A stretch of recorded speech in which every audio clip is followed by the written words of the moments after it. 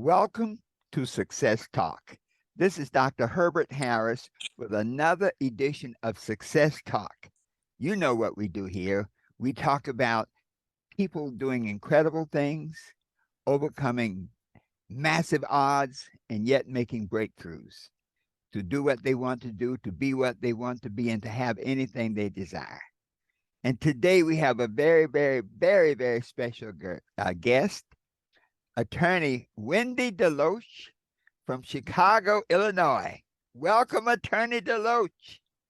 Well, thank you. Thank you for having me here. And I've got some good news for you as well. I am Wende Deloach married, but now divorced. So I'm now Wende Williams. Well, that works. Surprise! Yes, that works. Wende Williams. Well, Wende Williams. That's a great trade name because you have, as we have seen in the last decade, it's a great trade name. But my name is spelled differently. It's spelled Wende. Yeah. But I was born Wende Williams. Wende Williams, and that's something. And that's like the French spelling, kind of. Yeah, Wendy. Wow. Yeah. Yeah. Well, I tell you, being an attorney and doing a lot of the things you've done, I just welcome you to the program because so often people don't see that other side of, like you might say, the professional life. Many times folks look at attorneys and doctors and lawyers and like, oh, you guys had it easy. You don't have to worry about a thing. But you and I both know that the challenges are massive. And as they say, the opportunities for growth. Reverend Ike he never liked to use negative words. And so instead of firing somebody, he would say, I'm going to give them an opportunity for growth elsewhere. So we get great opportunities for growth. So Wende, tell us a little about your background because, you started out in a certain place, but now the Wende Williams that we know now, where did you start? A little about your early years, your background. Well, in my early years, I was born and raised in Chicago Catholic schools. And both my mother and my father very much promoted education. I'm so grateful for that. And my dad was a bit of a self-made mathematician. So I have this theory that once you can master math and you're not afraid of it, you can really go quite a ways. Plus, my dad had me in sports, particularly martial arts. He felt like I needed, living in Chicago, he felt like I needed martial arts training to protect myself, actually. My father was a jiu-jitsu and Aikido artist himself. And so it stood to reason that he would see to it that his child, me, that I would have those kinds of skills. And I am very grateful for that because the martial arts gives you a lot of confidence, breathing, focusing, as we did at the beginning of this recording. And it gave me a lot of confidence as a woman. But the thing I liked most was he also still bought me Barbie dolls. Yes. Okay. And how he got me to read was he bought comic books. Okay. So the math part was the hardest part and reading was easy. I even asked my dad once, I said, why did you buy all those comic books? He said, I was laying the foundation for your developing your reading skills. Wow. Now, do you have any brothers and sisters? Yes, I do. My mother has 4 children, but my father only had me. Okay. Wow. That's beautiful. That's very fascinating. The comic books to learn to read. And, I think a lot of kids learn to read there in the comic books. And you have that whole picture association to help with the understanding of it. Yeah. And the excitement, they're very colorful books. Do they have comic books anymore? I'm dating myself. They do. It's this whole Marvel. They have conventions. but I think they're online. I haven't seen a kid with a comic book in their hands in years, but I think it's all online now. Or, Mm-hmm. well, the Marvel comics have really become a movie franchise. Mm-hmm. So they've taken it from the page to the screen, to the phone, to the computer. Mm-hmm. Mm. But you don't learn how to read. No, no, Mm-hmm. no.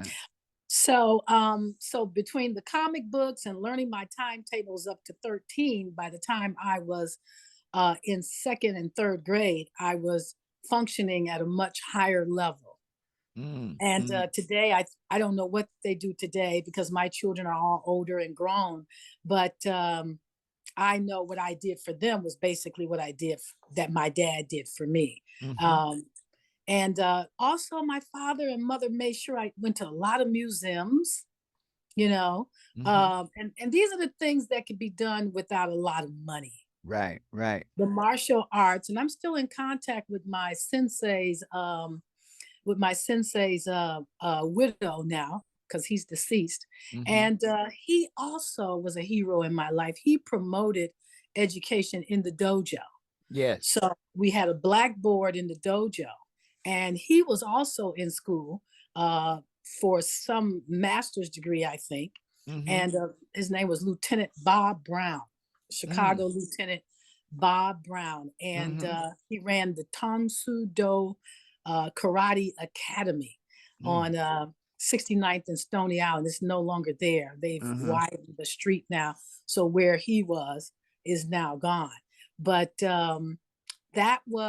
I was surrounded by that kind of focus. We were in the house by dark. We were in the house by the time the lights came on. That was always hysterically funny because it was like that commercial, which I'm dating myself. Anthony, your mother's calling you to come home for dinner. Remember Uh-huh. that? Yes. And so that commercial became my life Uh-huh. because the kids on the block would say, "Hey, Wendy, your daddy's calling you. You have to go in." Yes. And so I was protected Yes. from the elements in the street. I was educated, reading, and I don't know if you can see in the background, maybe I have it blurred out, but I also played the piano. Wow. So this was using my mind. I have a lot of Yeah. mind and body coordinating things going on there. Yeah. Well, Wendy, as you were talking, we live in a society now where you have so many single parent homes, and not to, diminish the power of single parent homes, but homes especially where the father may not be in the home. And I've done many interviews, and it keeps coming up when you have parents, those first years of your life, the parents really sort of set a trajectory and a direction, especially as far as values, like to value reading, to value martial arts, to value discipline, to value school, to value education. And I don't know that the school system can do that. I think sometimes the schools complain that, that the kids don't do well because they come there unprepared, but not, to be far against anything like that. But when I listen to you talk about your parents and my parents, my mother and dad, my mother was a school teacher, my aunt was a school teacher, so I was one of those two school teacher families, and, and like not going to college was not an option. It's like you either going to do that or die. But that type of early direction, I think, is so important. And when kids don't get it, it can leave a gap that you can overcome, but you have to be aware of it. And so I just take my hat off to your parents, because that gave you a great start to become who you are now. Yes, yes, and I thank my mom and dad.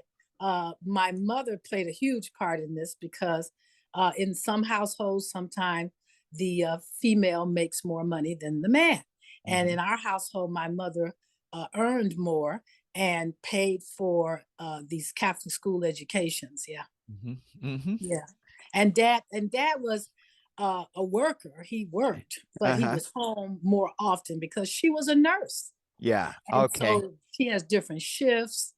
She takes different opportunities to work overtime. None of that has changed today. Uh-huh. So she made a steady income. He was more of actually, my dad was a tool and die maker. Uh-huh. He was a tool and die Okay. maker. Yeah. And that brought him to a lot of mathematics. I can remember as a kid, long sheets of paper with all of these calculations. And so Uh-huh. by the time I got to college, we had calculators, remember? And Yes. so he didn't have calculators then. And he showed me chain mathematic equations. And I think at second grade, I was able to divide 129 into 29,345, that kind Wow. of thing. Wow. But Wow. dad, and so Yeah. I was never afraid of math, numbers, standardized testing, and things like that. But mom gave me my work ethic. She Mm. worked. So Yeah. these are the things I remember them for. Plus, my mother had 2 years of college eventually. Uh-huh. My dad had, I think, an eighth grade education. Okay. Mhm. Now, very similar. My dad was like that same type of household. My mom was a teacher. Her sister, who never married, was a teacher. My dad was a janitor, and Mhm. he evolved his janitorial job into a janitorial business. Mhm. But Smart. yeah, but very interesting. And I think I think in that era, that was a kind of a fairly common thing, that the Mhm. often, when we look at the way the race issues in America, often women were permitted to move a little further into different arenas than men were. You know. Mhm. So Mhm. very interesting. So now you go on, you go to college and law school, and as they say, the rest is history. Pretty much the rest is history. Yeah. Uh-huh. The journey was something interesting as well. Yeah, 'Cause yeah. it wasn't a straight shot. I dropped out of high school and had two children.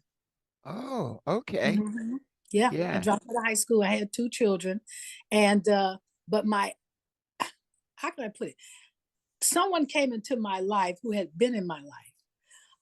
He was actually one of the karate students, Okay. and he saw me at a high school in Chicago at night trying to get my GED. And he says, "Oh, you won't need that." I said, "Well, why?" He says, "Because Chicago Community Colleges has a special program, special admission for a student who can complete 1 year or one semester of junior college. And that person will be, then his status will be changed from special admissions to regular admission." Wow. Okay. So so So you I took advantage of terminated. that? Yeah. I took it. So in September, I'm enrolled in the high school near my home. I enrolled in January to into the junior college. Okay. And the first semester, I had 4 A's and 1B. But I attribute that to the Catholic school education that I had. It was so focused. Yes. It really teaches in my head to hear focus, isolate, and concentrate was an Uh-huh. easy thing to do in Catholic schools Uh-huh. because we wore uniforms, we were in and out. There were nuns, there were no guys. I went to an all-girl Catholic high school, so how I ended up dropping out of high school with the children's father is a whole nother story. But I had that ability to focus, isolate, and concentrate. Yeah. Yeah. And so I took that right to the junior college, and I was practically a straight A student. Wow. Now And you my know. my degree was in accounting eventually. Wow. Well, when you share that experience, that happens to young ladies, and they'll get pregnant in high school, and but they don't get back on track the way you did. When What was it when that happened? When you had that experience, what was it that sort of kept you on track and kept you moving towards, the education that you started out with? What was it that kept you from going off into a whole nother arena? Well, first of all, gee, I don't know how to explain this. I've never said this on television before. I used to hear that on Oprah. Yeah. all the time. I've never told anybody this. No, what it was the foundation at the home. Mm. And mom and dad weren't always together, but they were always focusing on me developing. Uh-huh. And what happened was that the educational foundation that I got in the Catholic school, where there's no distractions. There was Mm. no, I mean, there were distractions outside of the school. Yeah. The main thing, though, I want to share, and that this may be tough, was that I really liked my father. Mm-hmm. Okay. He was an amazing African American man. I really liked him. So whatever daddy said I needed to do, Uh-huh. I did it. And Yeah. one of the things that he didn't even hammer on it. My daddy was a soft-spoken man. He just said, Wendy, Mm-hmm. I need you to have an education. Just Mm-hmm. like that. And Yeah. then he would sit down with these little blackboards about the size of a coffee table, and he began to teach me my timetables and how to divide, large numbers into larger numbers. Mm-hmm. And I just trusted my father eminently. He never did anything to me that would break that trust that I had. And he was always very supportive. He was alive Mm-hmm. until I started law school. And that's Mm-hmm. another whole story. Mm-hmm. Yeah. So Yeah. my degree ended up being in accounting, but I had to come in at dark Yeah. as Yeah. soon as the street lights came on. So there were Yeah. certain elements that are out here and have always been out here since time Mm-hmm. immemorial that couldn't get their hands on me. Mm-hmm. To the father's credit, the father of my children, to his credit, he was also an intellectual and he was also in college at the time I met him. Mm-hmm. Okay. Yeah. So our we weren't pulled into a world of vice and drama. It was just we decided mentally, that we needed to be together and we had a cause. And you got to remember, coming, I was passing the 60s. Yes. So the 60s in America Yes. for individuals, it was a different type of rowdiness. It would be, as John Lewis would say, it was good trouble. Yes. Yes. So, Uh, so my dropping out of high school then, not now, but yeah. then, was about good trouble. Yeah. And it sounds like even though you did, your parents were supportive. Yeah. Absolutely. That's a whole nother story. I Uh-huh. mean, my life is a mini series of very interesting, shocking little things. Like my father just constantly supported me Yeah. financially and otherwise. Uh-huh. And that also helped me to make my next move to go in Mm. to go back to college, which was I'm on the wrong track here because this is not leading me towards success. Okay. Yeah. Mhm, And that's a profound realization. mhm. Many times people don't make that realization, and to make Yeah, it an early stage, that had a big difference in the direction of your life. exactly. I'm at Yeah. an early stage, within I would say about 4 years Uh-huh. of dropping out of high school, I was back in school and had completed probably 1 or 2 years of junior college, and then I got a scholarship to the university that I attended and got a Okay. degree in accounting.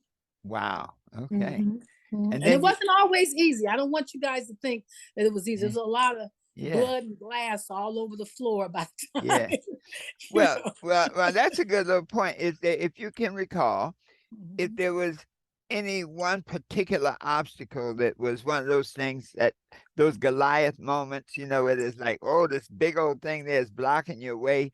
And if there was one that you can recall, and how did you handle it? Well, the biggest obstacle on getting back on track is that I love the children's father. Mm, I okay. loved him. He was very special to me. He came into my life at a very difficult time in my life, and you don't see this much, but it was his chivalry Mm, and how he. I hate to use the word rescued, but he rescued me from uh-huh, a family matter, uh-huh. and that meant a lot to me. But there were interventions in his life that pulled me away from him, and that was drugs and alcohol. Okay. Yeah. And as a family law attorney now, I tell people that means something. When a person veers off on addiction and things like that, it's hard to pull them back. And I Right. was able to discover later in life, it was his family background, and his family background was nothing like mine. Okay. Mhm. Yeah. So, but that's in retrospect. But Yeah. at the time, I tell people sometimes when I do a little counseling on relationships, I say, if you can't see anything else, you have to ask yourself, is this relationship hurting your feelings? That's a Okay. very baseline. You Mm. may not be able to figure out the drugs and the alcohol and the gambling and the addictions and the criminal history, his family criminal history, all that. You may Mhm. not be able to figure that all out. But there's Yeah. something very human about Mm. your feelings. Wow. And he began to hurt my feelings. And so it was easy for me to pull away. Wow. Now, Mhm. now, that's almost like a barometer. It's like a Geiger counter. And so often when people stay in unhealthy relationships, they overlook that fact that the person hurts their feelings. Yeah, I think your feelings almost like a GPS. When you go left or right, the GPS says, "Oh, turn around, go left, go right," recalculating. And if people trust their feelings, that can really give them some some some some good direction. Mm, Mhm. wow. Especially when they don't realize they're hurting your feelings, Hmm. and especially if they um, don't apologize. Ooh, ooh, I have a best friend. I recently hurt her feelings with some comments, and the first thing I did was, oh, I apologize. yeah, I was overzealous. I yeah. wasn't thinking. I was insensitive, and I will never do that to her again because Wow. I lost track of solving a problem for her. I was trying to solve a family law issue for her. And, Hmm. you know, when you've been a lawyer for over 25 years, there's certain things you can see the person is in front of you, but Hmm. I can also see what's coming. Okay. It's just experience. Yeah. It's Even just when life even when they experience. can't see it. Yeah. Yeah. Right. And I got overzealous and I started, almost like pounding on the desk. No, you have to do this. And it totally escaped me that in her present moment, she was dealing with something I knew was there. Hmm. Um, but I forgot in my overzealousness to drive home Yes. a point. Hmm. And as a result, I hurt her feelings. Of course, she slammed the phone down on me. We've been Hmm. friends 25 years. Yeah. So I said, well, I better wait. And then I texted her and I said, I apologize. Yes. Yeah. I hurt Well, her feelings. yeah. Well, that's a great learning point there because when people hurt your feelings, and I've seen in relationships where they're not healthy, that's one of those signs they hurt your feelings, and then the person apologizes. Okay, or or they hurt their feelings and then they promise not to do it again, but then they do it again and again and Well, again. that's of course that's something different. That's Yeah, something you have to factor in. And yeah. so then, I have a 3 rule. uh, Once, twice, third, I'm out. I'm out. I'm out. And you know what? You have to do that because the people will let you know who they are, even though you might want them to be someone else. But that point, if it hurts your feelings, when people hurt your feelings, that's a good barometer of that relationship and the quality of it. And two, when they come back, when they don't apologize, because when they don't apologize, what they're really saying is that what I did was okay.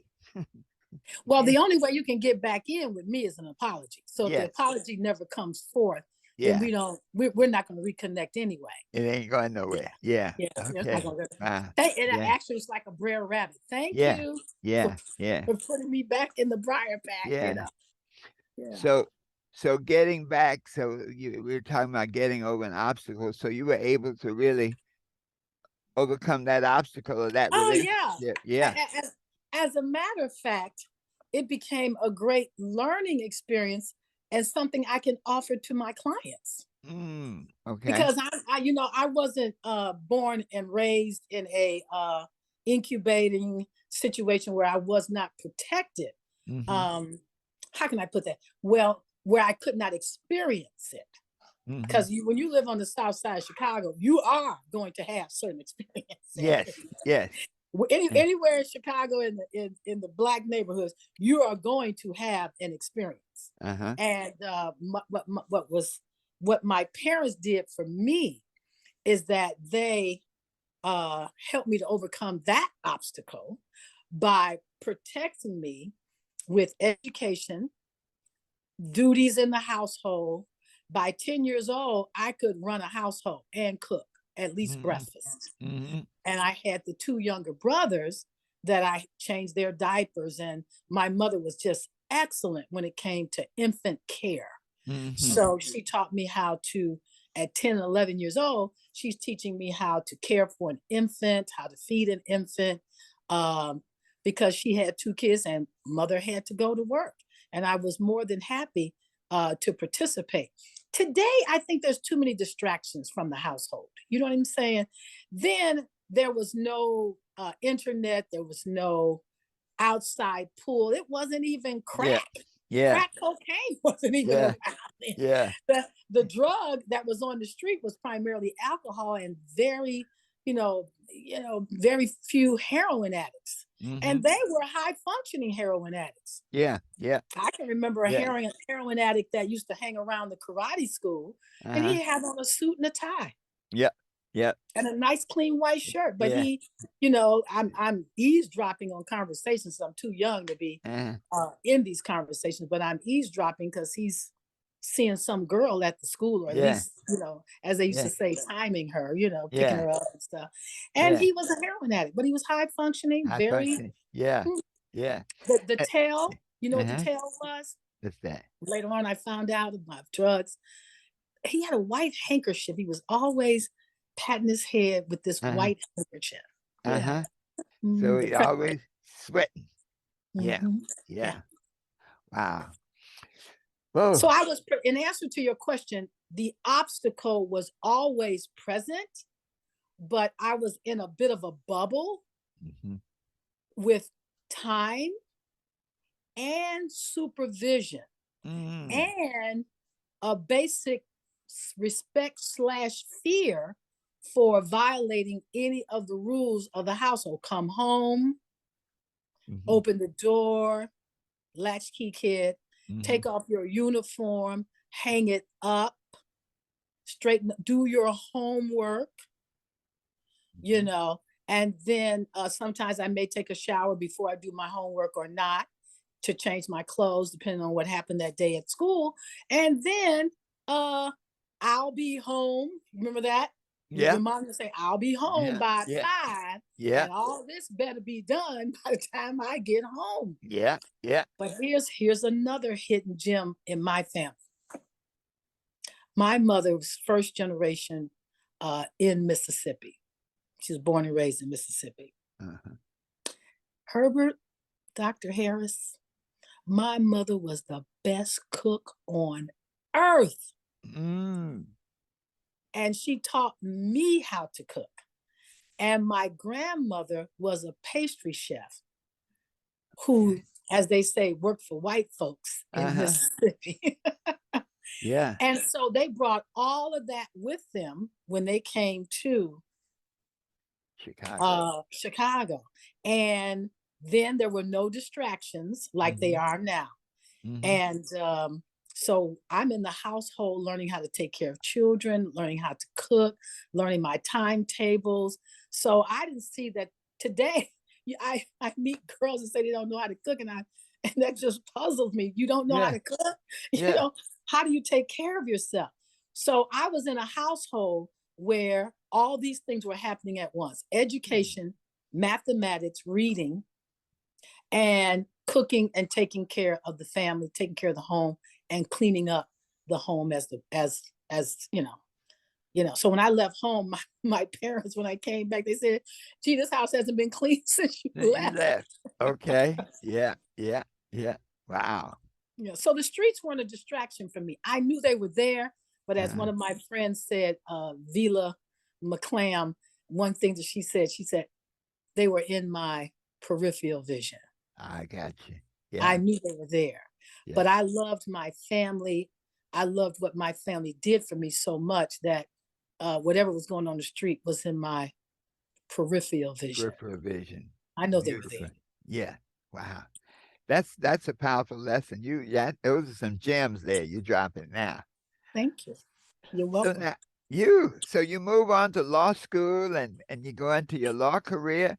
Where'd you go to law school? Where Yes. or when? No, where? Uh-huh. Where? University of Denver in Colorado. Okay. All right. Yeah, Yeah. yeah. Now I'm a Chicago girl. Right. And my influence, I have to share this because this is important because we talk about predicaments, how people get into predicaments. So now I'm at the junior college, and I'm at the junior college in the 70s Mm-hmm. when we've got all kinds of wonderful things going on for the African American movement, Mm-hmm. right? And I meet some of the most fantastic people. I really want to say their names, but I don't know if they want to be associated like that with me. Uh-huh. Yeah. But a male counselor saw me walk through the door with a baby on my back Uh-huh. and a toddler. Uh-huh. And I went to them and I said, I needed a job. And the gentleman, I will say his name, Dr. Alan Collar, because he's now since deceased. He was amazing. Uh-huh. And BJ, his secretary, I'll say that. Uh-huh. And BJ was the secretary for Dr. Colliard. And Dr. Colliard said, give this girl a job. Uh-huh. She's in here with two babies trying to get an education. That means something. But they didn't know that that foundation had been laid at Uh-huh. home years earlier. So when my dad told me, you must have an education, I believed it. Yes. And so I set out on that path and make sure I did that. But the comma was at the end of education. Mm-hmm. He said, Wendy, you're going to need an education, comma, because you're going to have to learn to take care of yourself, period. What I learned from that sentence was that nobody else is going to take care of me. Wow. Yes. That was profound. That, So it was nothing for me to get up 5 or 6 uh-huh. o'clock in the morning, feed my babies, Uh-huh. put one baby on my back, my girl, and take the other baby, a toddler, and go to the bus stop Mm-hmm. and get on the bus and go to school. Mm-hmm. And so these counselors at the school made sure I had a work study job. Yeah. And the counselors at the school, at one point, I saw people always hanging out in the lunchroom, which was near the counselor's office, thank Uh-huh. God. And one day I had a class and the baby was restless. So I handed the baby to the counselor and I said, can you take care of my baby while I go to class? And that counselor, Dr. Parker, was Uh-huh. so impressed that he took the baby and he sat there for 45 minutes until I came back. And that was the tenor of what was happening at that college.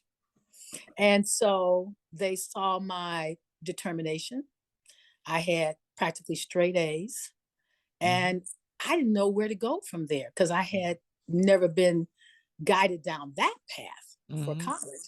And so an obstacle that would have presented itself also presented the solution at the same time. And some people were thinking ahead of me. And I knew how to take sage advice because I could take it from my dad and my mom. So they saw to it that I got into the next school to finish my degree in accounting. Yeah. Let me, just digress for a moment because you demonstrated something very profound. And that is when people see you trying, when people see you pushing, they'll come and help you. So often you see folks who just don't seem to care but when you meet somebody who's coming and stepping against all odds, like you said, you got your children with you and you're getting on the bus in Chicago, which is cold, to go to school. Okay. In And so January. in January. And so when a teacher or administrator sees that, I think there's something inside most people, especially Black folks, but most educators. There's something inside that when you see somebody trying, you really, really want to help.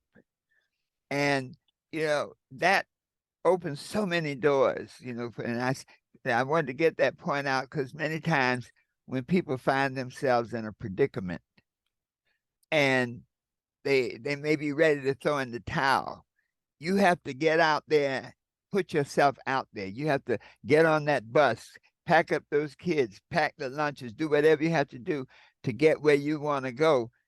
It's when you do that, the world seems to meet you. We often say, pray and move your feet. Many times the prayer is manifested in the moving of your feet.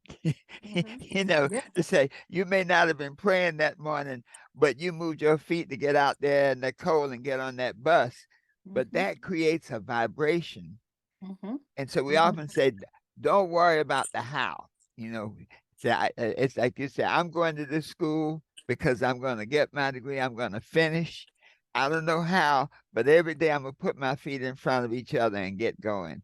And the world responded to it. That is so beautiful. And for the people listening, if you just keep plugging, keep going, the world will confirm you and help you along the way. So this is important because this is how I get to law school. So Dr. Ann and Dr. Luthidis and Dr. BJ, and I put doctor in front of their names because I just admire them so much, but they know what their credentials are. And they said, let's go to law school. After I had gone and completed university for my degree, I went on to come back to the junior college to teach GED because I needed a job. I needed something to do. And one person said to me, I'm thinking about going to law school. Why don't we all go together? And of the three who said that, two of us completed. Wow. So I was a little, I really wasn't built, I would think, for crunching numbers. I knew how to crunch numbers, but I wasn't built for it. And naturally, I was more extroverted. I'm a karate champion, so I'm, in arenas, and I'm very kind of extroverted like that, but I have the ability to sit down and concentrate.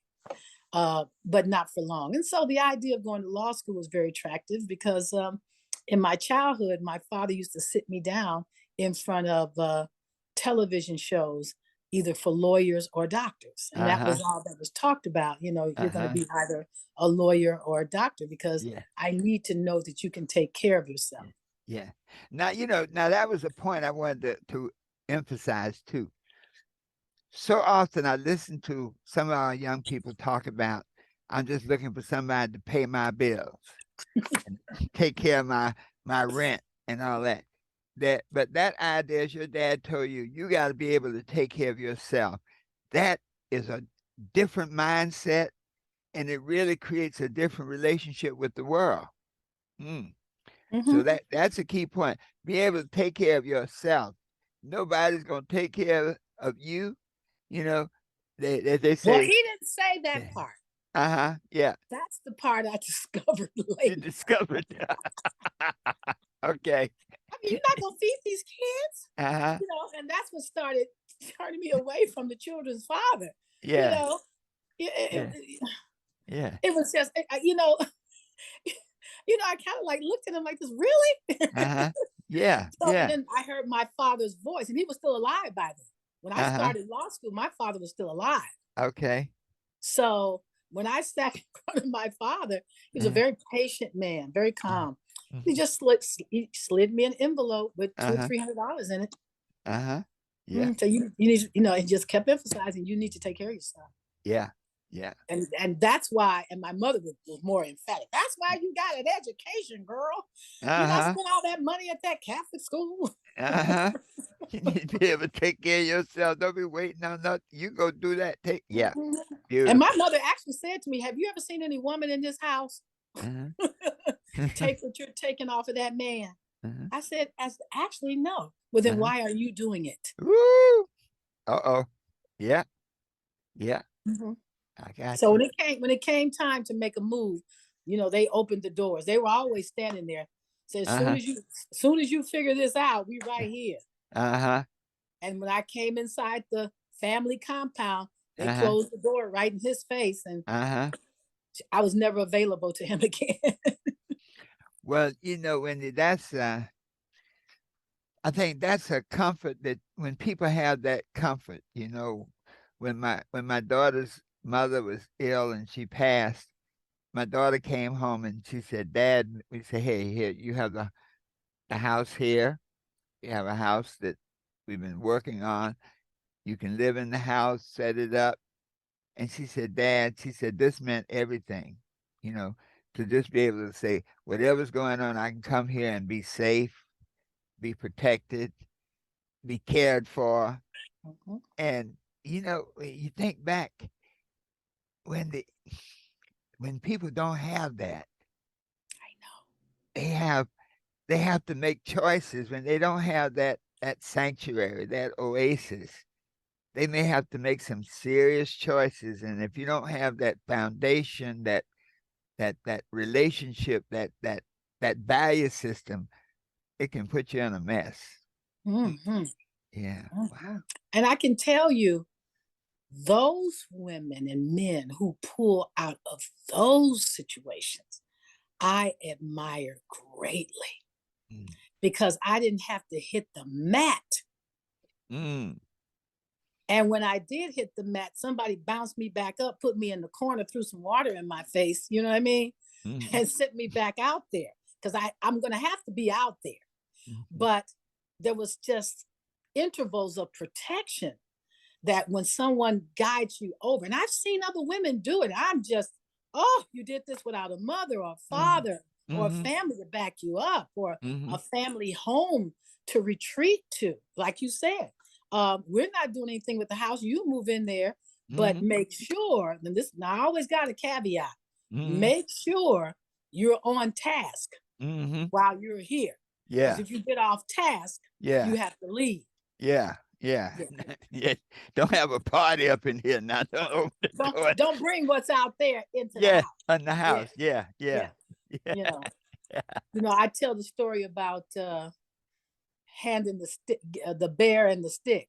Uh-huh. I'm out here in the world. I'm fighting the world, and I'm fighting the bear, and I see you running towards me with a stick. Uh-huh. And when you get to the fight, you hand the stick to the bear. I call it handing the stick to the To the bear. bed. Oh I'm Lord. out here fighting for my life. I see you running. I said, if I just hold on until you get here with that stick, and then you get here with the stick and you hand it to the bear. Oh no, Ah, wow. I'm in trouble. So I've seen people Uh-huh. who have thought they were going to be rescued, and somebody handed the stick to the bear that they were wrestling. That's my point. Ooh, wow. Don't hand the stick to the bear. Or more importantly, did you just hand the Hand that stick stick to to the the bear? bear. I know I'm out of here. Uh-huh. So those, I kind of, again, hurting my feelings, handing Uh-huh. the stick to the bear. I'm Yeah. out. I'm out. Wow. Hmm. And attorney, I think that's so important to determine your boundaries. Those things is like you say, 3 times and you're out. Okay. You hand the stick to the bear, you're out. Okay. You don't apologize, you're out. That I think that creates that circle of identity. So they say if you're dealing with Attorney Williams, don't mess around. Okay. Because she will cut you off. She, she will cut you off and change the locks. Yes. Oh yes. Oh yes. Oh yes. And the sad part about it is, the sad part about it is, I'll get that phone call, and Mhm. it's too late because I Mhm. was engaged to another man by the time I got the phone call from the children's father. And so he said, you know what? I made a mistake. I said, yeah, you did. But I wish you all the best because I have Yeah. moved on. Uh, You know? yeah. And so a Yeah. lot of women I find when I'm handling divorces or child custody matters, I try to share, some of these stories for them so they will feel empowered. Because all along my path, I've been blessed with people who have empowered me directly or indirectly. Mhm, And your book, for instance, let's go there, The mhm. 12 Universal Laws of Success. I picked that book up in a now closed bookstore called the Human Experience Bookstore with Clara Villarosa I in remember Denver, Clara Colorado. in Yeah, Denver, yes. yes, And then yes, she moved to New York and opened a bookstore. Yes, I knew Claire. Yes. yes, yes. So your book was there, and it was the bright yellow and black that I saw, and then 12 Universal Laws of Success. I said, oh, I need this book, Mhm. because I'm an achiever. I want this book. And so I got the book and I read it and outlined. It was an easy read. It was already addressing some things in my life that I had done, things I needed to do, how I would do it. And the martial arts experience as a teenager gave me meditation skills Mhm, because we studied a Japanese style, mhm, and my instructor taught us how it came from the I Ching exercises and mhm, the meditation that was there, and how it evolved from Africa to China to through India, and then eventually into Japan. mhm, And those things meant a lot to me. I was also a bit of a history and geography buff, mhm. and so those kind of things were important to me.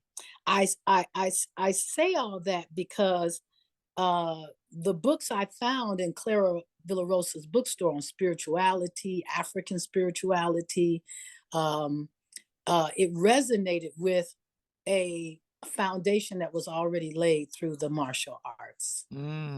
As Yeah. a matter of fact,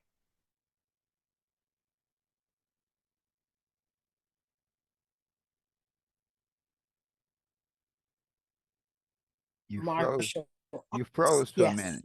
Okay, you froze Okay. for a minute. When you said, as a matter of fact, the screen. As a Mhm, matter of fact, I advocate to parents in my martial arts. I mean, excuse me, in my law practice, to put their children in martial arts mhm, because it builds confidence. Because the situation out here today in America, 2023, is so different in terms of family background. When I mhm, came along, the African American family was more intact than it is now. Even when there were separations and divorces, there was commitment to the children. mhm, My children's father was almost there, but not quite. And when mhm. I saw his background, it made Yeah, all the sense in the world. it made it. So I try to share with those that I run across who ask me Mhm, for my advice or I see the problem. I mhm, said, let's put the kid in martial arts. mhm, Let's put the kid in piano, mhm. give him an instrument, Yes, keep him focused, and that way, and yes, yes. travel in foreign language, education, travel, a musical instrument, Mhm, and martial arts mhm. will give your kid a foundation. I like sports, don't get me wrong. And I think Yeah. the martial art is on the peripheral of a Yes, sport, sure. but it's Yeah. really a lifestyle. Yes. Yes. It's a lifestyle. It's a Yes. lifestyle we can't adopt, Mhm. today. I mean, Right. consumer and all that kind of Yeah. stuff. Yeah. But the training is very valuable. Yes. And Wait. so I wasn't Mhm. afraid to do a lot of things, Yeah. because of that. Well, Claire Villarosa, that Human bookstore was so powerful. She sold a Wow. lot of books and just brought a culture there and an awakening and awareness. And I often ask, when you read the 12 Universal Laws of Success, was there anything going on in your life right then that made it very applicable? And was there any particular chapter or area that stood out for you? No particular area. Mhm, Everything was important. mhm, And if I had the book in front of me right now, shame on me for not having this, knowing that I was going to. But I have relocated my library. Mm-hmm. So it's in the attic right now in Okay. boxes. Uh-huh. And I have another library in front of me right now, which is, indicative of what's going on now, because these authors are on television right Right. now. Right. But I have, not only did I buy your book Uh-huh. and read it, when I used to buy 2 and 3 at a time so that I could give them away. And then Yeah. I also had them in my law office. So in my reception area, it was almost a cocktail desktop. It was just, Mm. it's just, you know, Dr. Harris, the cover itself for the conscious Mm-hmm. is, you have that book right in front of you. It's the 12 Universal Laws of Success. It's almost like you don't need to read the book for me, Yeah. because everything in there was so relevant to helping me in my first couple of years of law practice. That's Mm. when I had my hands on your Mm. book, Mm. the Okay. Wow. first couple of years of my law practice. Yeah. And I was in an environment, I come out of the Chicagoland environment, which is predominantly African American, Mm-hmm. for my life. Mm-hmm. And when I get to Denver, I'm in a whole different environment where I think maybe 5% of the state Mm-hmm. was African American and maybe Mm-hmm. 12% of Denver. Uh-huh. And it wasn't a bad experience. Uh-huh. I could focus on success and achievement there. Mm-hmm. Yeah.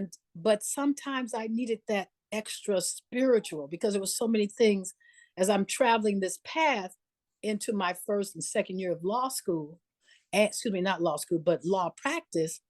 I needed courage. Mm. So your book helped me to strengthen myself, to give me the courage to be outspoken, to speak up for my clients. Mm. And I was a criminal defense attorney from the start. Mm. So Okay.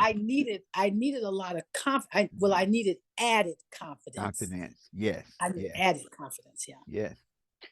So now, as you move on through your law practice, as you evolve, you started out in Denver and now you're in Chicago.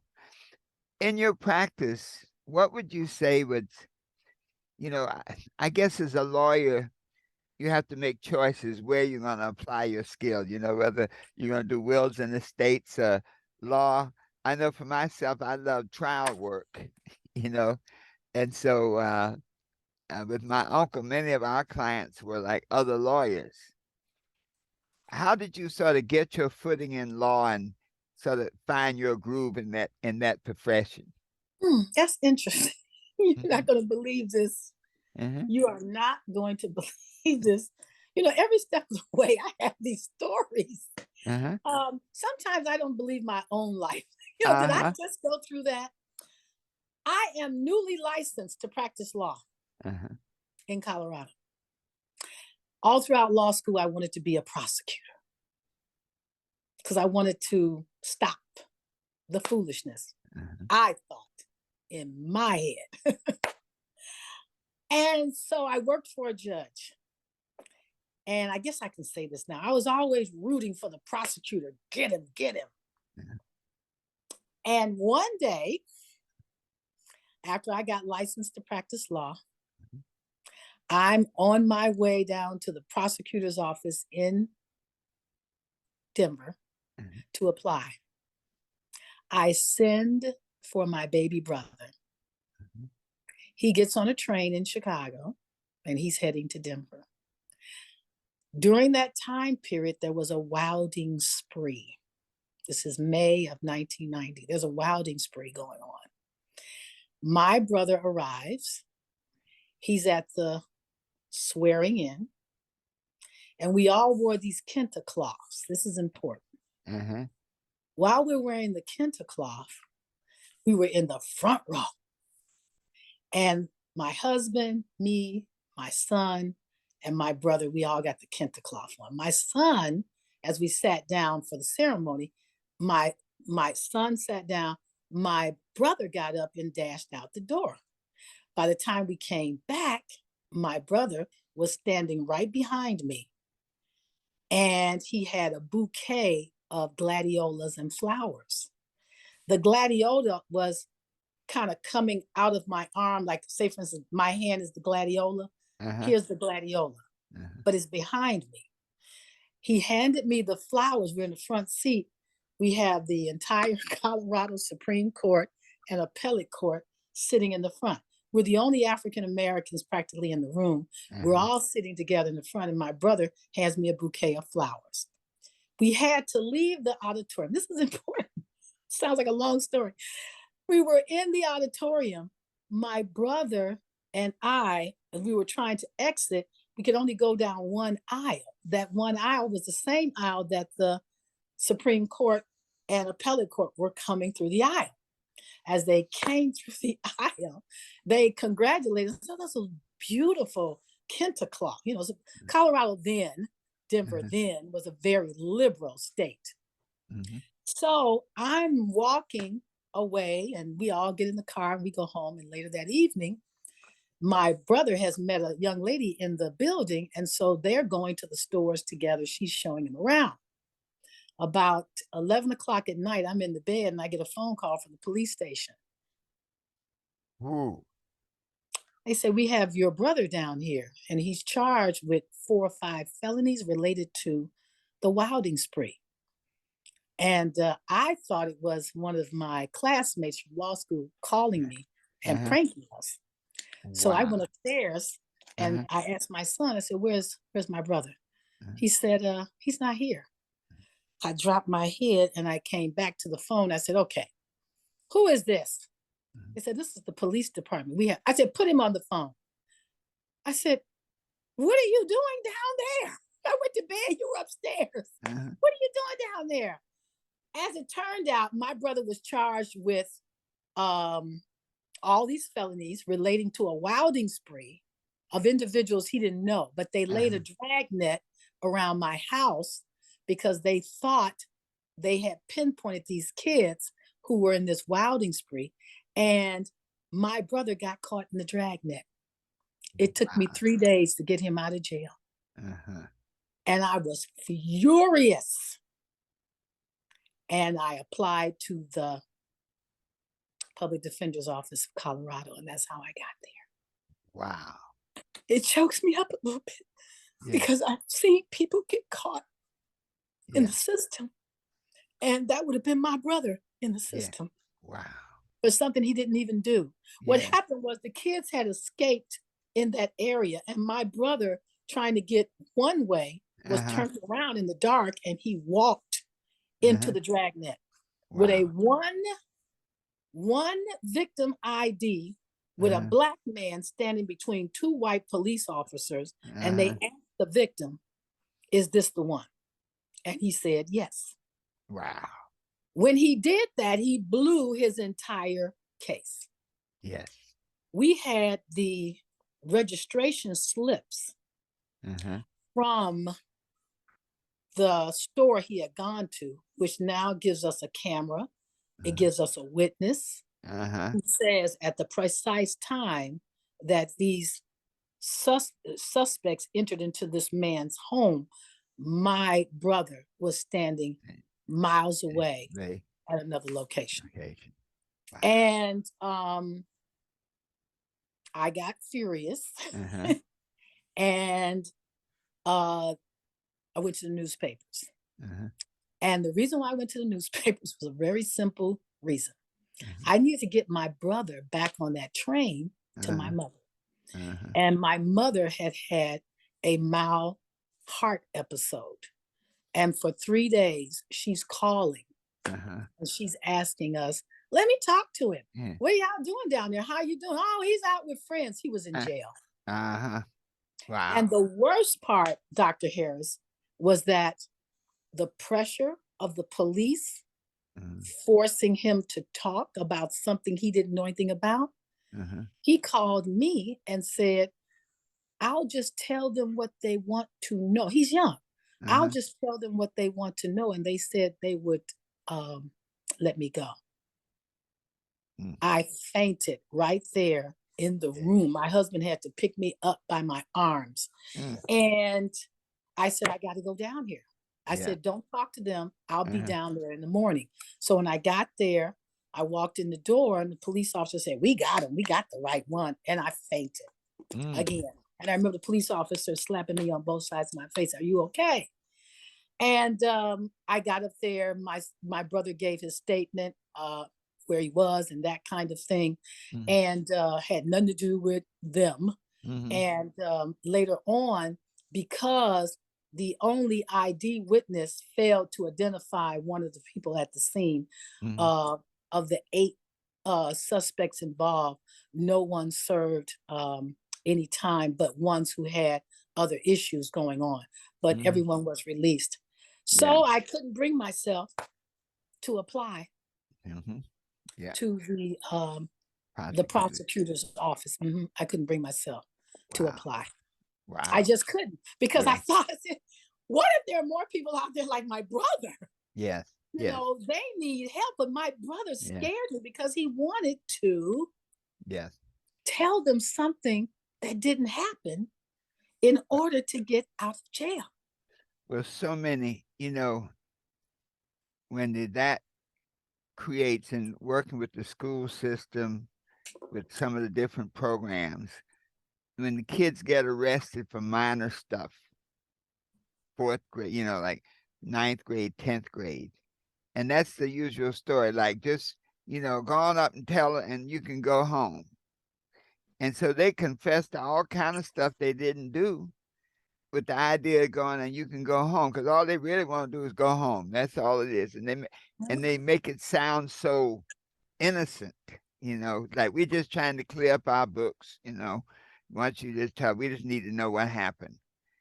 And then they're lying. And they're lying. Absolutely. And the police have a constitution. Well, the police are protected when they lie to you. Yes. You are not protected when you lie to them. Yes. But what the kids don't realize is by the time they get down to the 12th grade, they now have 2 or 3 convictions. Like, I talked with kids, I didn't even know I had a conviction. So what'd you do? Well, I told them what they wanted to hear, and they let me go. That's a conviction.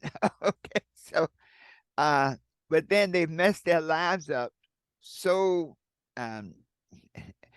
in such a fashion that many times it never ever gets back on track. There are very, very few times that the child, the student, the young man or woman has the fortitude and the resources and the support to get their lives back on track. And it's when you see it from the inside, you know, and you see some of the, not to make a real critical, but it took research to know that your brother was in a particular place at a particular time to establish that alibi evidence. Okay. Well, it was better than an alibi. It was the truth. Yes. And I've got to give credit to a couple of people who don't want to be recognized, because they were working on the other side of this. In other words, they were with the prosecutor's office, but they were friends of mine. The second person I can mention, he's now a judge, or at least it was a judge at the time, I thought, but he was a public defender in Colorado at the time. And he is the one that took on the task of gathering all of this evidence because we had produced it. And what was so ironic, my son, back to my days of growing up, we always saved the receipts so I could tally up and budget for the household. And when my son overheard the conversation, his uncle is in jail. And he says, but Mom, here's the receipt. It was my son who remembered, Mom, this is the receipt where he went to the store. Wow. So it was a very, you know, the public defenders, it was kind of funny. One of the public defenders called me Saul on the road to Damascus when I decided I didn't want to be a prosecutor anymore. In that moment, I saw a burning bush, and my brother was in that burning bush. And I was like, oh, no. So I went out that's how I became a public defender in Colorado. Wow. Well, just, you know, just commentary. So many times you see cases that, you know, like in injustice, and if somebody just had the time, the resources, the desire, the commitment to find the truth, it could have changed a lot of things. Yeah. I treated every client after that like it was my baby brother. Yeah. Uh, Yeah. and Yeah. I've had some good experiences with that. Uh-huh. I've And, had some bad and experiences with that. yeah. But I came out on the other side Yeah. and was a better attorney overall. Yeah. Yeah, because I Yeah. think I would make a great attorney right now as a prosecutor Yeah. because I would do one overwhelming thing. I would make sure I'm at the bottom of my case before Yeah. I prosecute someone. Yeah. Yeah. And that's key. Now, let's see, we've been going for a little while and we've shared a lot of stuff. So now let's kind of progress up. You're now, what's next in your life? You're in Chicago, you've been doing things.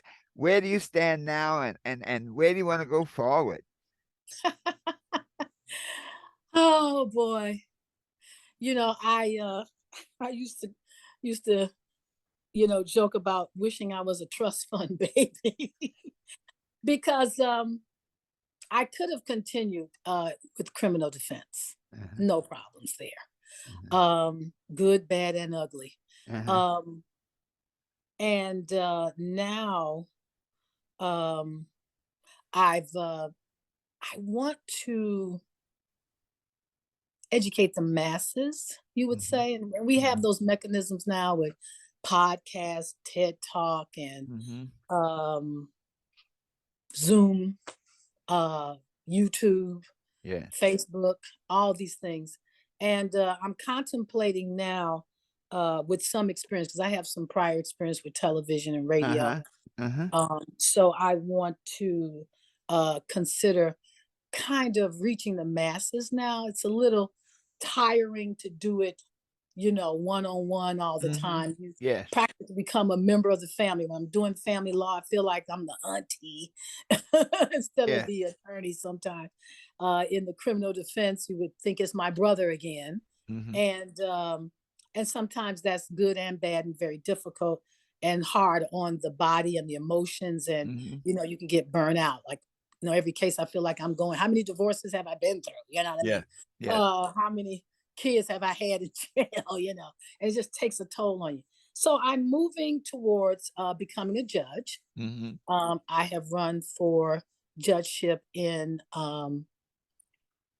Cook County twice. Mhm. Just the other day, I was encouraged to do it a third time, and I'm like, I don't know if I want to Uh-huh. do this a third time. I've Uh-huh. learned a lot about political campaigns in Mhm. the last 3.5 years. Very interesting. I think I could help run a Mhm. campaign, but I Mhm. don't know if I want to be the campaign. And then on the other side, the politics is a bit much. But I am interested in real estate now. Mhm. And I'm currently working on a real estate license Mhm. as a broker. Mhm. Wow. And I would probably have a brokerage as well as a law firm where I'm Yes. dealing with real estate closings. Yes. Yes. Yeah. So that's what I'm doing now. I've Yeah. I've I've given a lot. And Yeah. then as far as the experience that I've Mhm. accumulated as a criminal defense attorney, as I've Mhm. accumulated as a family law attorney, and as I dabbled a little bit with probate and just general law issues. I would love to be a TV judge. Mhm. Anybody out there watching? Yes. Yes. how, Yes. how do I look? Yeah. Yes. I Yes. would love to be a television judge. That would just make my day. Yes. Yeah. And uh, Otherwise, what I'd like to do is have a YouTube channel or some other social media outlet where I can literally help people avoid the system. Well, I think of all the things you've talked about, you have the experience of being in the system on different levels, and that nugget, that thing that that where you bring all the stuff. You know, when you change paths in life, I think back on when David fought Goliath.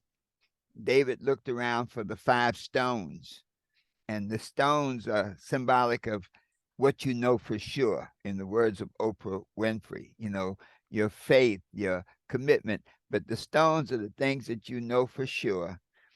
And then the ability to use the slingshot was the skill that David had developed to date. Okay.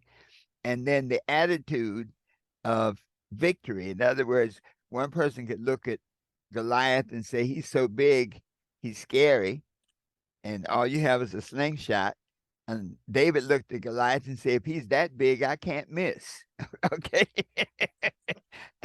And so it may be that that's something that you can bring a lot of light to the world and help a lot of people just to know stuff. Because you think about it, Wendy, they don't teach civics in school anymore. They don't They teach. taught it when I was in there, so that's Yeah, but when I was there, got it. we taught it, and we took us to Washington on the bus. That was one of the senior projects, to go and see the halls of justice and how that thing. Springfield, Illinois. Yeah, The local yeah. seat of government in your state. Yeah, we read that. That was the junior project, was the state government, and then the senior project, the federal government. And they don't do any of that anymore. So it may be that, we have to have people like yourself who have experience, who can really share, because a lot of stuff you don't know until you've been in there. It's like, don't, someone once said, don't get a coach who's never played the game. Okay. So I think you're on the right track. And I think that YouTube channel, that podcast of, a lady named Carol Taylor wrote a book. Her son was arrested many years ago. She wrote a book on how to be arrested. and then she changed how to be arrested and not be hurt. So that may be something that you can share with the world that can really help the world. Yeah. The idea of going, the idea of developing the show comes from, nowadays lawyers are actually competing with Google. Yeah. You'll get a client and they're Googling their case, but they don't understand that there's a practice element that far surpasses sometimes the law. Yeah. Sometimes a lawyer can walk into a courtroom and the client's like, "Oh, I'm finished." I said, "Well, no, let me talk to the prosecutor." Yeah. And you come back and your case is dismissed, and you don't even know why. That's right, because you don't have a law license. That's right. why. Yeah. But criminal, I would never suggest that people go into that courtroom on their own. Yeah. But there are some other courtrooms where lawyers are not allowed, and there's some courtrooms where you can do it for yourself. And those are the kinds of cases that I would like to talk about on the podcast, the DI, the DIY cases. And then sometimes what I want to talk about is, how did you get here in the first place? Yes. Why are you here? Yeah. So, I had a little internet radio show called the Wende Williams Show, how to avoid being in a bad relationship, And I like you, I had to share some history. I mean, I come out of the, thank God, the African American bookstores. God bless you wherever you are. And this was way before Amazon. And those bookstores gave me a historical perspective on how we end up in the system, and a lot of it has to do with the fact that we don't understand where we are. And so if I can share with that, it's almost some parenting skills. It is. Yeah, it is. Because the parents have got to prepare. And I know it's a shame that we have to prepare ourselves for the oppression and the brutality that's visited upon the African American community. But how else am I going to keep you alive until times get better? But I have to teach you how to get arrested, so when I see you, you're not intubated in a hospital and sedated, because they have brutalized you, Yeah. Yeah. And so those are some of the things. Yeah. And I'm going to share a couple of them right now. Mm-hmm. These are a couple of things that I discovered in my practice. Parents, make sure your children have driver's licenses and insurance, and carry your children on your insurance until they are past the age of 26. Be something as simple as that Mm-hmm. has been, when you don't have that, I should Mm-hmm. say, Mm-hmm. I would say that gap in that young lady or young man's life has been probably about 60% of my law practice. Mm-hmm. We could empty out the halls Mm-hmm. of a criminal court Mm-hmm. just based on getting your children legal Mm-hmm. insurance Mm-hmm. and a valid driver's license, and constantly monitoring those things and Mm-hmm. keeping their friends out of the car. Mm-hmm. Keeping their friends Mm-hmm. out of the car. Another one, this is my last one. Mm-hmm. I had a girlfriend who went to law school with us, and she was a social worker, and that was just the most invaluable experience I could have ever had. And I Mm-hmm. asked her once, I said, how did you keep your boys out of jail? She said, oh, it was real easy. Mm-hmm. She said every time they left the house, I went with them Okay. to go out and play because I wanted to meet their friends. Uh-huh. So when they went out to play, I went looking for them at a certain Mm-hmm. time. Yeah. And I would ask, is your mother home? Mm-hmm. And is my son in there? Yeah. And so she became known on the streets as, your mother might show up and you can't come over here Oh, yeah. anymore. Yeah. Yeah. So the constant monitoring when she could. I mean, she was a working parent, Mm-hmm. and she was a single parent because she was a widow. Yeah. And that woman, may her soul rest in peace, Pamela Harper, Uh-huh. was just the most amazing woman I had ever met in my life. And she gave me an invaluable experience with keeping up with your children. Yeah. Do you know where your children are? And And that's so, yeah. so I developed a little scheme out of that, which is whenever my kids had friends come over, I would engage them in conversation. So who are you and where are you?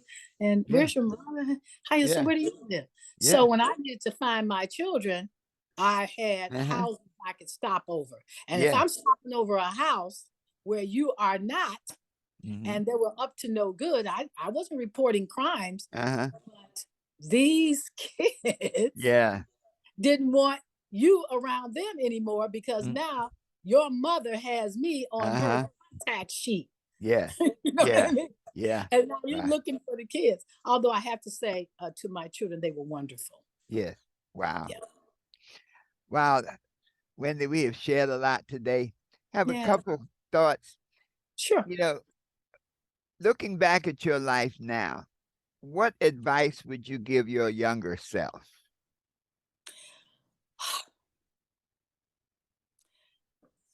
Do a better job of vetting your friends. Mm. Do a better job of vetting your intimate relationships. And I did develop a criteria for that, and I'll Mm-hmm. share that. A young lady in your neck of the woods wrote a book called Black Pain. Black Pain. I had already read Black Rage, Mm-hmm. but I read the book Black Pain, and she talked about her journey through her pain. And one of the things I gathered from her book was that you needed to vet the company that Mm. you keep.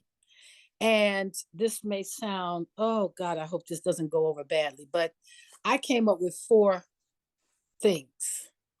Mm-hmm. One, find out if you are surrounded by mental illness. Mm. How do you know that? Well, if a person displays quick mood changes, that's sort of something you want to pay attention to. Mm, If the person displays, um, this is in the same category of mental illness, that they have medication in mm-hmm, order for them to be calm. mm-hmm, This might not be a relationship you want to get into, mm-hmm, because I don't feel like I'm that kind of caretaker. mm, So when I'm dating and making friends, if I see someone who has a mental illness, I may want to set up parameters upon mm-hmm. which our relationship exists. Gotcha. And it doesn't mean you have to totally throw them out of your life, but you Mm-hmm, have to be alert. And even mm-hmm, for myself, if I were on medication, you know what mm-hmm. I mean? Yes. Uh, I may want to tell someone, look, on these days, I don't do too well. On Yeah. these days, I do great. Let me meet you on Yeah. the days that I'm great. Yeah. Yeah. So that's a I person who's have a friend conscious. like that. I have a Yeah. friend, and she would tell you.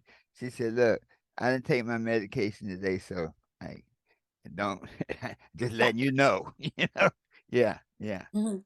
I need to do this because you spend any time in this life, you're going to need medication. Yeah. Oh, Yeah. God. Yeah. Especially in the last 20 years, for Mm-hmm. sure. Yeah. The next thing is violence. Is this Mm-hmm. person surrounded by violence, Mm-hmm. victim or perp? Mm-hmm. You know, and when I say surrounded, I mean friends and family. Mm-hmm. The next one is criminal activity. You Mm, know, is the person you're dealing with surrounded by criminal activity? How are they dealing with that? mm, And then the last one, my favorite, is addiction, soft and hard addictions. mm, Uh, Recently, I had to learn about gambling addictions. mm-hmm. I was like, whoa, I can't do this. Mm-hmm. Oh, so, and we all know about the hard ones: drugs, Mm-hmm. alcohol, Mm-hmm. uh, prescription medications. But that the prescription medication will alert you that there may be a mental issue. So those two kind of go hand in hand.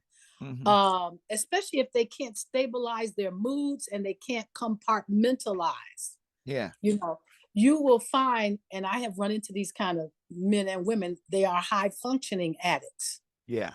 and they can compartmentalize. I'll see you on Thursday, not Mm-hmm. today. It's not a Yeah. good day. So Yeah. you can appreciate that. But if they're able to do that, then we know one thing Mm-hmm. about the addictions, the criminal activity, the violence, and the mental illness. Yeah. They have a difficult time with Okay. intimacy. They have Okay. a very, very difficult time with intimacy. And I don't know personally if I would be safe in those environments, especially if the doors are closed and I'm in an intimate surrounding with you. We're having dinner. Mm-hmm. Uh, we're having dinner, you know, or we're watching television together, you know. Mm-hmm. I'm very concerned about your ability to be intimate when you're surrounded by this kind of disarray, Yeah. you Mm-hmm. see. And so you can vet uh, your love relationships with that criterion. And I Mm-hmm. think that's a very important criteria Mm. for love and marriage. You can't, you have to make up your mind. Are you going Mm-hmm. to be a caretaker to Uh-huh. these personalities? Ah. And the latest one that I run into a lot, and when I get calls in my office um, for divorces or separations, it's primarily the the heavy smoking of marijuana. Mm. Okay. Heavy smoking of marijuana. So you've got. I'm going to do something here real quick. Mm-hmm. I don't have my filters here. Okay, I can't do it. I need to uh, stop this for a moment Uh-huh. and get a plug because I'm on 10%. Don't Okay. go away. All right. All right.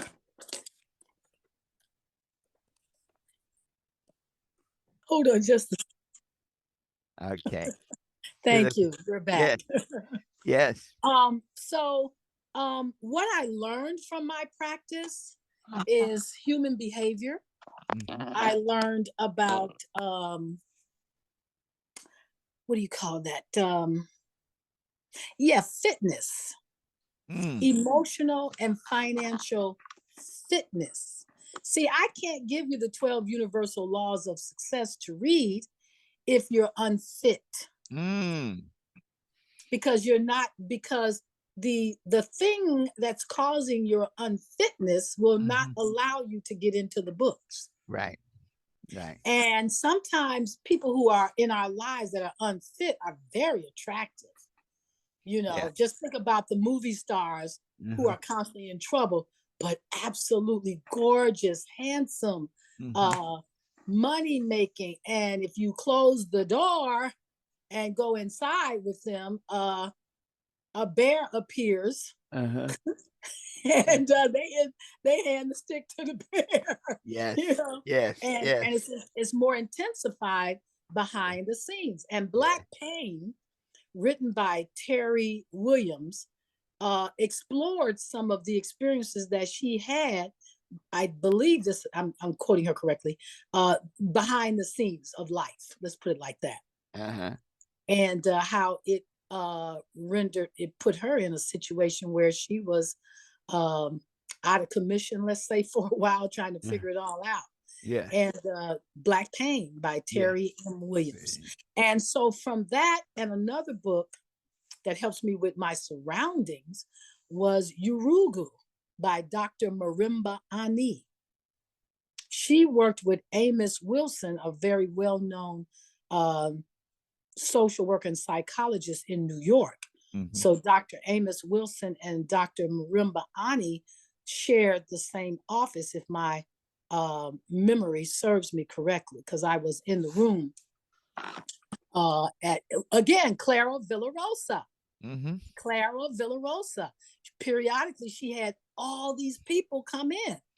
Yeah. And I don't remember meeting you there, but I remember getting your book from there. But I remember Anthony Broader, even Dr. Henry Louis Gates. Those are the two that pop off the top. Oh, and of course, Dr. Asa Hilliard, well-known psychologist. And that Denver experience. And let me tell you, Dr. Harris, my life has been a life full of, I don't want to do that. I don't want to go to law school in Denver. I want to go to law school in Chicago. But I couldn't get into the night program so I could work and take care of my kids. So Denver gave me a night program, and it allowed me to work during the day and study in the afternoons, and then take classes in the evenings. And for enjoyment, talk about sharing experiences, I worked as a bartender in a popular bar in Denver. Wow. And that gave me my nightlife experience. And I was able to convert that into cash, as a bartender waitress in Denver. So I didn't have to worry about having a good time. And it was impressive for my kids because the bar was across the street from where I lived. And so I had my kids come over and pick up the little money bag, and that was for them. That was their treat. The treat for me was that I was able to have a social life. And then my son would come over and pick up the little bag and hide it, and then run back across the street. And he would get the money and say, okay, I want to go to the mall and get some Transformers, because that was popular at the time. And that was a wonderful experience. And my daughter could get a doll or some baby clothes or something like that. Wow. Baby doll clothes. Well, you made it work. You made it work. Yes. And it's books like yours that the 12 Universal Laws of Success that helped me to find the courage to overcome obstacles. Dr. Harris, my entire life has been an obstacle. Yes. I have rarely got it right the first time. I had rarely got it the first time. And the fight to get to success after failure Mm-hmm. was an amazing experience that I appreciated later. And it wasn't a daunting task. Oh, I'd get a little depressed. Mm-hmm. Don't get me wrong. I'd be disappointed. Mm-hmm. But to come back and have the victory Yes. Yes. afterwards Yeah. was, I bought this. Yeah. Yeah. It wasn't given to Yeah. me. Yeah. I bought this. That's Yeah. the game. Yeah. Now, you're making a transition now to do something different, More um, transactional. more transactional. If Yes. you look down the road 25 or 30 years, Mm-hmm. what advice would you give your self now from your older mindset? Okay, I'm 20 years down the line Uh-huh. and I'm there. And Uh-huh. now I can look back Yes, at at where where you I are am right right now. now. Yes. Advice or comment? Because I think right now, I think I've covered the gambit. You know what I Okay. mean? Mm-hmm. I think I've covered. I think I've covered it. Used to hear this all the time. There's nothing new under the sun. It Mm-hmm. ain't. Mm-hmm. It Mm-hmm. ain't nothing new. Even what we're going through now as a United States, Mm-hmm. we saw this around World War One, Yes. World War Two. Yes. Then there's this calm, and then there comes the understanding that this always happens. Yes. It's just that periodically you're going through youth. Yes. Youth is not focused on Mm-hmm. future oftentimes. Mm-hmm. Youth uh, uh, is not aware. Mm-hmm. Dionne Warwick met with some of the rappers in the beginning. I got this off of her CNN documentary. Yes. And she pulled those guys in and said, Yeah. eventually you're going to have daughters, wives, Yeah. nieces, your mother. Do Yeah. you want people calling your mother and your female relatives these names? Mm-hmm. And the only person that commented on that on the CNN documentary was Snoop Doggy Dogg. He said, Mm-hmm. wow, he said that made a lot of sense. Uh-huh. And he says he respected Dionne Warwick as a OG in the music business. Yes. Yes. And yes. so he took that to heart. And I guess that's why they have him on the documentary. He's real special. I like Snoop Doggy Dogg. Yeah. But yeah. I don't know if I could tell future Wende, future Wende Williams, what would I tell her or comment about this? I mean, I don't think I have anything I can tell her. I think I've paid for all my sins, so it's no sense in talking about those. I learned from my sins. Yeah. I'm still learning from my sins. And there's only two things in life you really have to be prepared for. And that's the financial aspect of life in this culture and the emotional aspect of life in any culture, probably, but especially in America, because we're grappling with so many things in our lives that are still present today as they were historically. Yes. Well, having spent this last time with you, if I were you 25 years down the line, I think I would tell my younger self, enjoy the trip. Oh, okay. That's a good one. I like that. And I'm enjoying it. I'm actually beginning to enjoy it. That's what I get. That's what I get. Yeah. Because one of the things that comes out in my, sitting and thinking sometimes is that where is that point? So I'm going to share that with you. This is inside of my head. From 0 to 6 years old, just be a kid and survive it, I guess, and start reading, especially around 5 or 6. I would say for parents who want to guide their children, start reading. Mm-hmm. And for your parenting, start exposing the child to life, but Mm-hmm. shelter him as you expose. From 6 to 12, if you get it right, Mm-hmm. um, you're still in those books, you're still reading. And now you're looking at wealth building or career choices. Mm-hmm. Looking back now, between the time I, got into law school, I have a girlfriend who's very wealthy, African American female in real estate. Mm-hmm. And I remember, I wanted to be a litigator, I want to get in front and wag my finger and, Mm-hmm. all that. And while I was out wagging my finger, she was building wealth through real estate. Mm-hmm. And I suggest that, uh, you know, everybody, lawyer, doctor, accountant, whatever, Mm-hmm. high school graduate, nurse, uh, should have a background in real estate and at least to know how to invest and build wealth Mm-hmm. based on real estate. Because now I understand that real estate is the basis of all wealth in this country. Yes. It is the reason why the colonialists fought the American Revolution so they could get this land. Mm-hmm. Yeah. Yeah. And so land is a very important wealth building tool you should Mm-hmm. have. It's Yeah. everything, actually. Yeah. I like it better than stocks and bonds. Yeah. But what do I know?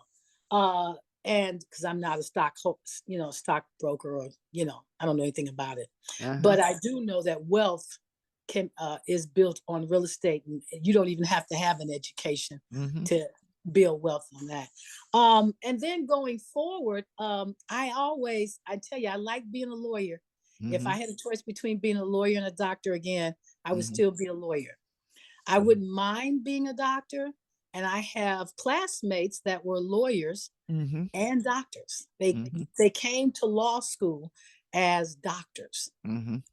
And that was very powerful for Mm-hmm. me to be in that kind of environment. Um, I don't know. Reading is fundamental, not Mm-hmm. for just learning, but for travel. If I can't get there, I can get there through my reading and Reading. things like that. Yes. So then you get to 40. If Uh-huh. you've done these things, if you've Uh-huh. traveled, Uh-huh. if you've spoken another language, Mm-hmm. if you have played an instrument, Mm-hmm. if you have been in a sport. Mm-hmm. And another thing I advise parents to do is get their children in an instrument or a team sport, but an instrument in which it's orchestra or band. Why? Mm-hmm. Because they learn how to coordinate and cooperate with other people. Yes. If I'm playing the drums, when are you going to give the drummer some? Mm-hmm. If just whatever that interaction is with orchestra and band, Mm-hmm. I think that's important. So when you hit your 40s now, Mm-hmm. you're educated, you travel, you speak at least one language, Mm-hmm. you play an instrument pretty well, Mm-hmm. and you have swimming. I usually tell parents, get your children in swimming, track, and cycling because it's inexpensive. And it is the foundation of all specific sports. Mm-hmm. So a great boxer, Muhammad Ali, rode a bike and he jogged and he swam. Mm-hmm. And the swimming helps with the muscle, the Mm-hmm. toning, Mm-hmm. and the healing from the blows you take as a Mm-hmm. boxer. Mm-hmm. So I'm 40 now. Mm-hmm. And my life is almost right there as I have described. Sports, musical Mm-hmm. instrument, travel, education, and speaking part of a Yes. foreign language, which was for me German. Yes. And now I can look back and advise my clients, especially in family law, especially in child custody and parenting time.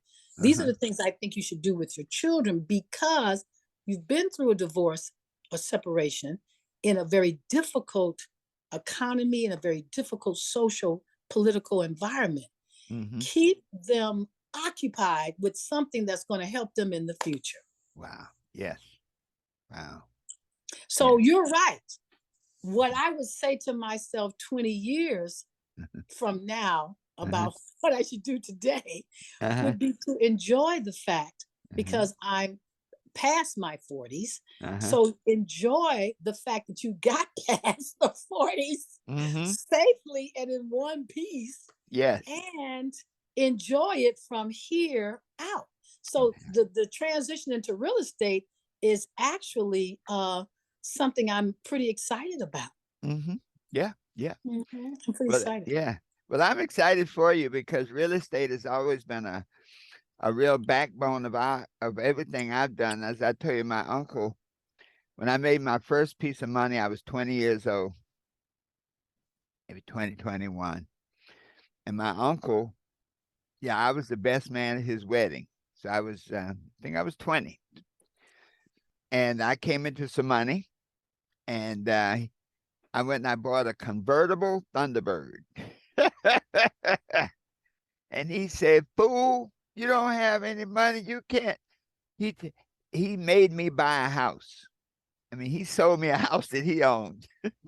He took $5,000 and made me buy a house. And that became the foundation of everything I did for the next 25 or 30 years. Okay. Success. That's it. It was always the go-to place. It was always the place I needed equity to get money. It was the place when I hit a rock. I remember one time, as much as I disliked that house, I remember in my life coming to a point where, like all the things you did not work. And I had to move into my own basement. So here I am, the landlord, living in the basement. Okay, which didn't have a bathroom, by the way. I had to put in a bathroom.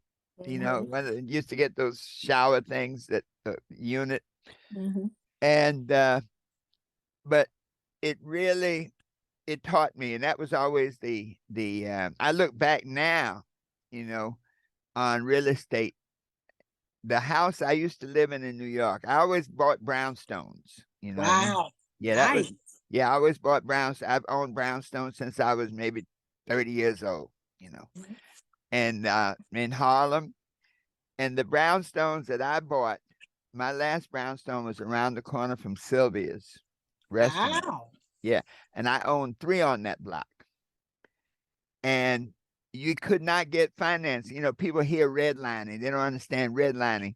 In Harlem, you could not get financing.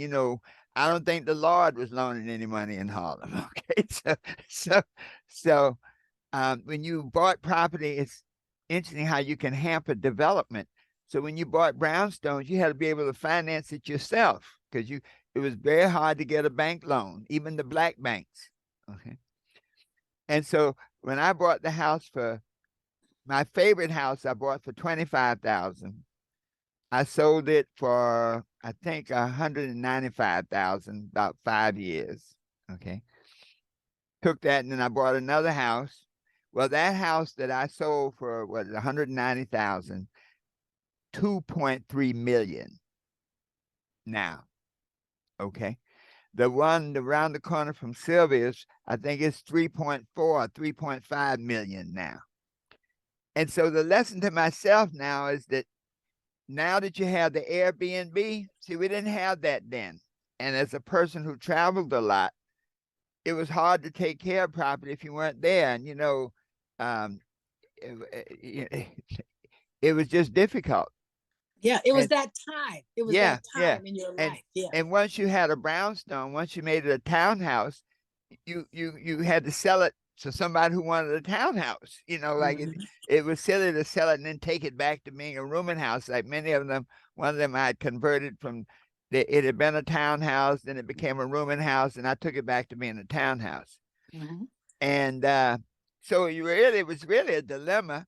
And I kept thinking about gentrification, but there were properties I paid tax on for 20 years waiting for gentrification, which did not come. It took another 10 years. Yeah. Timing is everything, isn't Timing it? is everything. But it it what it did do, it gave me a great lifestyle. And so I think the real estate you will love. Now, any properties that I own, I'm not selling anything, but I'm doing Airbnbs.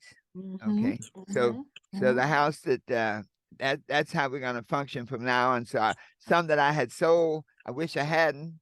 But anything now from this point on, I'm gonna look at that house as an investment, like gold, and Airbnbs is because I'm like 7 miles from the ocean, so Airbnbs will finance it and take care of it, and just like money in the bank. Yeah, So, but so but you're but doing. but if you hadn't gone through that experience, you wouldn't know what to do But, now. That's for well, sure. you're like my neighbor. My neighbor across the street, the guy, she's lived there for 22 years, and the fella offered to sell her the house. And she said, I don't want to buy this old raggedy house. He asked her again. She said, I don't want to buy this old raggedy house. So now he's put it up for sale. It's only now that she realizes that the real estate, the rental market is so high, she can't afford anything. And she affords the taxes on where she's living right now. Well, the price he was going to sell it to her was right in line with the rent. He was basically doing her a favor because I mean, when you've been a tenant for 20, 25, I've done this before. Wow. Yeah. It's like, and he's retired and he's got a lot of money. He was like, let me sell you the house. He said, no, but now she's realizing that the rental market is so high that she can't afford to find. She's moving out of a house now into, at best, she maybe afford a studio apartment, maybe if she can find one, or one of these tiny houses.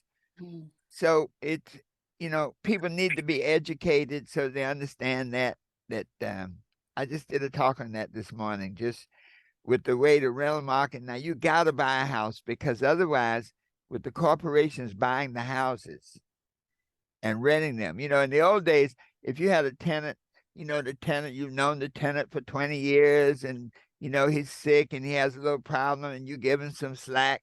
And generally, by the time you actually had to put a tenant out, it'd be 6 months down the line because you tried to give him every possibility to stay there because you have a relationship. But now with these corporations buying the buildings, what I'm seeing, people, they say like they don't even have a person to talk to tell their problem to. Send an email. No, it's true. It's true. true. Yeah. Send an email and try to explain how you've lost your job and your kids are hungry. And it just does not have the effect. And then the person who getting the email is like, well, your rent's not paid. And so when you're 15 days behind, the computer's sending you a notice. By 30 days, you're heading for court. By 50, 60 days, you're out of there. So yeah. And that's a whole nother story about how AI is now answering the phone. AI is your assistant. AI eavesdrops. I have to unplug mine because she eavesdrops on me periodically. And periodically, she might hear this conversation and start giving me advice. Well, I have stayed away. I don't have anything in my house talking but me.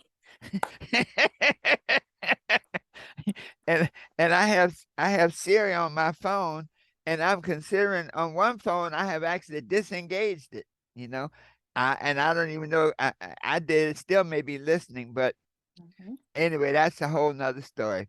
But Attorney Wende Williams, this has been an incredible interview. I have enjoyed this so much. Really, I hoped you did. And I didn't bore you, did I?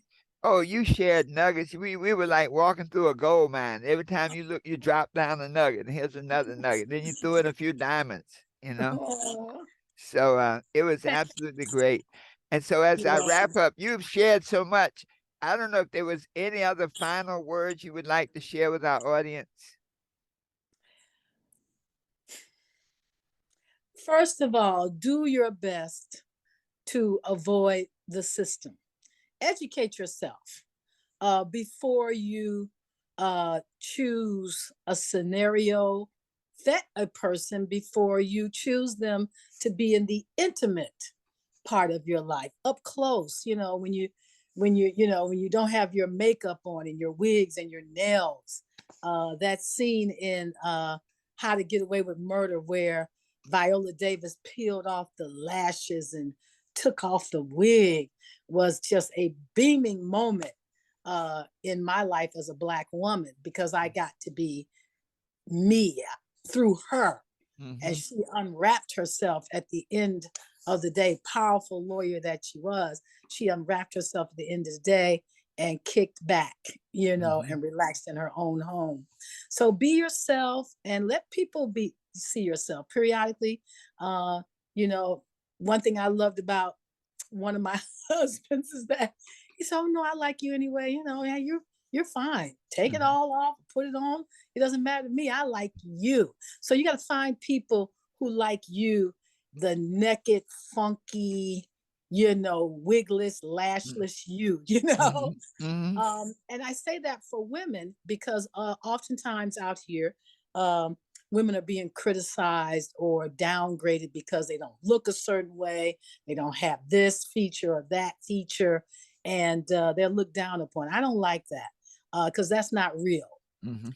Real is when I get up in the morning, I don't have makeup on, and I'm fixing you some breakfast because I love you, and not because I look like something in a magazine. Number two, you've got to be educated. You've got to travel.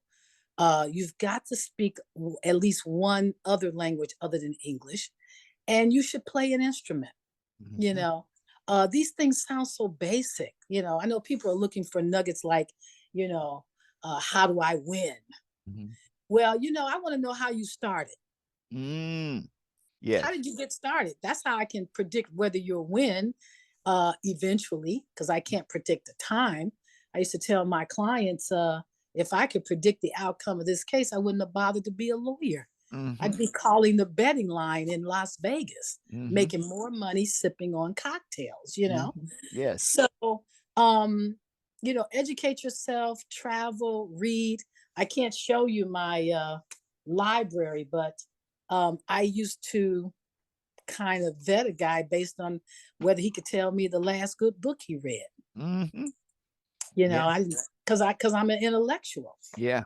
And I need to be in a relationship with someone who reads and takes care of themselves. I'm an athlete, so I'm interested in people who take care of their bodies. Yes. I eat well. I cook at home. So I need someone who understands those things. Yes. And so the wisdom of life doesn't come from be a lawyer, be a doctor, be a realtor. It comes from how did you get started? And if you got to a bad start, when is it a good time to get to the right thing in your life? When is it a good time? I didn't have an idyllic childhood. It was, my childhood alone is a 3-hour story, but I can tell you that when I ran into information, and you pointed that out, and thank you. In my home, I had good information. So I was attracted to good information when I got out of the home. If you didn't, and you're listening to this podcast or they're reading your book, it becomes important that you make the corrections. And I'll say it this way.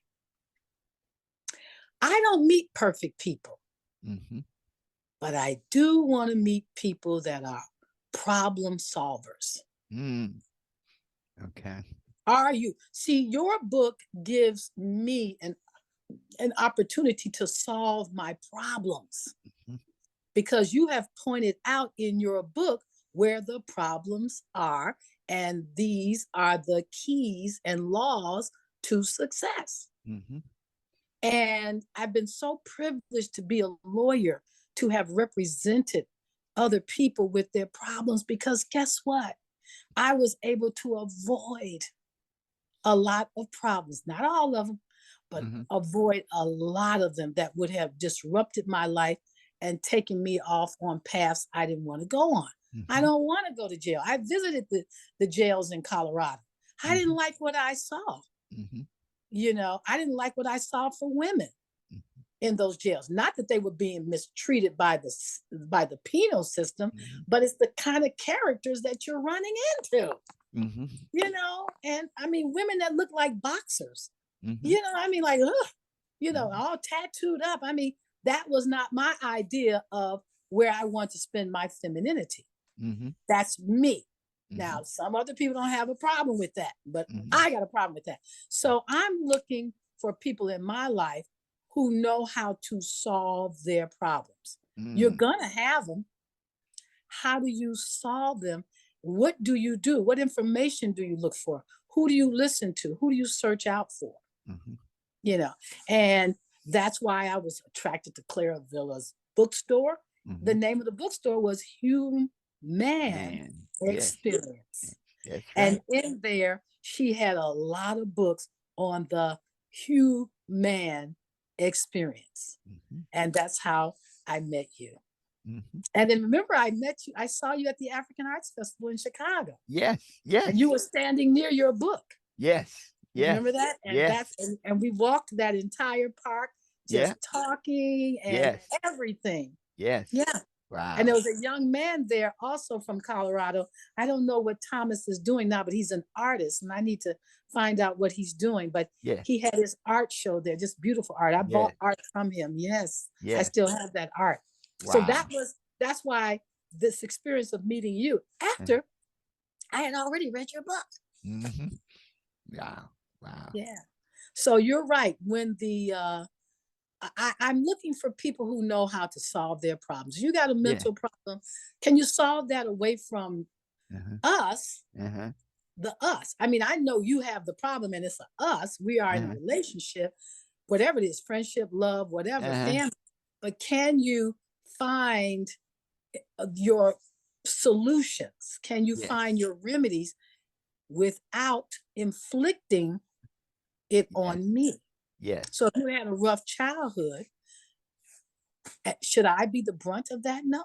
I don't think you should be the brunt of mine. I solved my problems and, look, I'll be in therapy at 4:00 on Friday, but right after that, let's go to the movies. You know what I'm saying? And I've dumped everything on, my practitioner.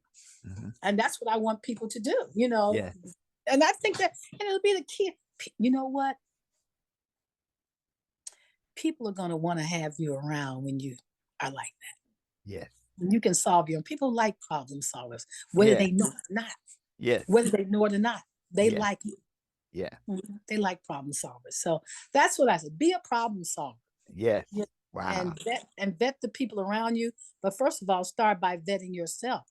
Do you think, I think to myself, would anybody want to be around me? And what would that person look like if they were attracted to me? And what would they find if they were attracted to me? And I don't want to disrupt your life. And I don't want you disrupting mine. Wow.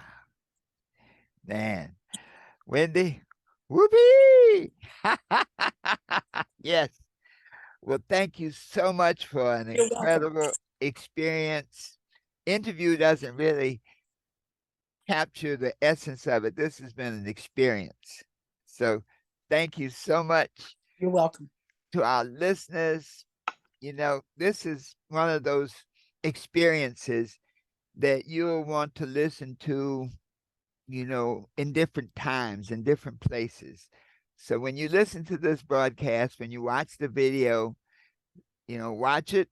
You may take a little break from it, then come back, because over this experience, you have heard some nuggets, some diamonds, some truths that can help you be whatever you want to be, do whatever you want to do, have anything you desire, always knowing that the best is yet to come. Thank you. See you next time. Dr. Herbert Harris signing off with Success Talk.